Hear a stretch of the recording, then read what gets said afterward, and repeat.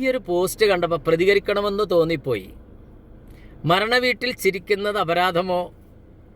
Rape ചെയ്യുന്നാൽ double okay എന്ന്. ഒരു മരണവീട്ടിൽ ഒരാൾ പോകുമ്പോൾ ആ മരിച്ചു കിടക്കുന്ന വ്യക്തിയോട് അല്ലെങ്കിൽ ആ ബോഡിയോട് കാണിക്കേണ്ട മര്യാദയും മാന്യതയൊക്കെയുണ്ട്. മാത്രമല്ല കേട്ടോ,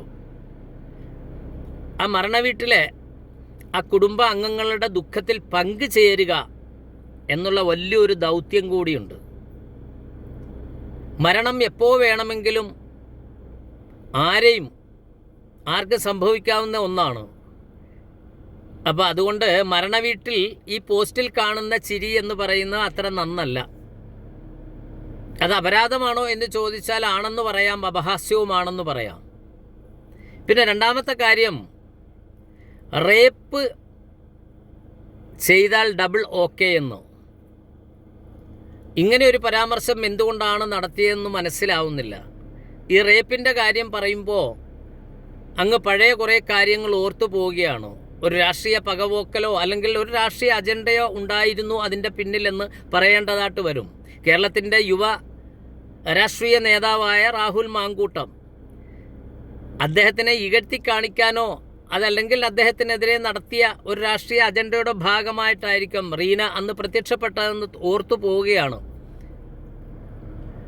അന്ന് ഒരുപാട് പേര് പറഞ്ഞ കാര്യമുണ്ട്, വീഡിയോയിലൂടെയും അല്ലാതെയൊക്കെ സോഷ്യൽ മീഡിയയിലെ തകർത്താടിയ ഒരു വിഷയമാണ് ഒരു ഹോട്ടൽ മുറി ബുക്ക് ചെയ്യുക, അവിടേക്ക് ഒരാളിനെ വിളിച്ചു വരുത്തുക, എന്നിട്ട് രണ്ടുപേരുടെയും സമ്മതത്തോടു കൂടി കിടക്ക പങ്കിടുന്നതിൻ്റെ പേര് റേപ്പ് എന്നല്ല.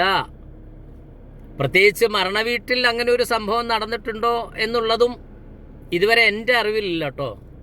അപ്പോൾ എന്ത് തന്നെ ആയാലും ഈ റേപ്പിൻ്റെ കാര്യം പറയുമ്പോൾ അല്ലെങ്കിൽ രാഹുൽ മാങ്കൂട്ടത്തിൻ്റെ ആയിട്ടുള്ള വിഷയങ്ങൾ പറയുമ്പോൾ അന്നൊരു രാഷ്ട്രീയ അജണ്ട ഉണ്ടായിരുന്നു. പക്ഷേ മഹാനടനായ സലീം കുമാറിൻ്റെ മരണാനന്തര ചടങ്ങ് സമയത്ത് എന്ത് അജണ്ടയാണ് ഇതിൻ്റെ പിന്നിൽ ഉണ്ടായിരുന്നത് ഇങ്ങനൊരു വിവാദത്തിന് എന്ന് അറിയാതെ ചോദിച്ചു പോവുകയാണ്.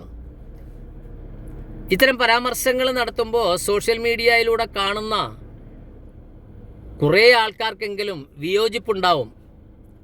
അതുകൊണ്ട് ഒരു മരണവീട്ടിൽ പോകുന്നത് എങ്ങനെയാണ്, എന്തൊക്കെയാണ് പാലിക്കേണ്ടതെന്ന് മുതിർന്നവരോട് ചോദിച്ചതിന് ശേഷം എന്ത് ചെയ്യുക, പോകുക. അതാവും ഏറ്റവും നല്ലത്.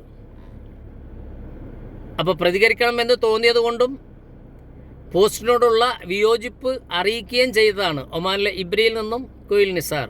ബൈ.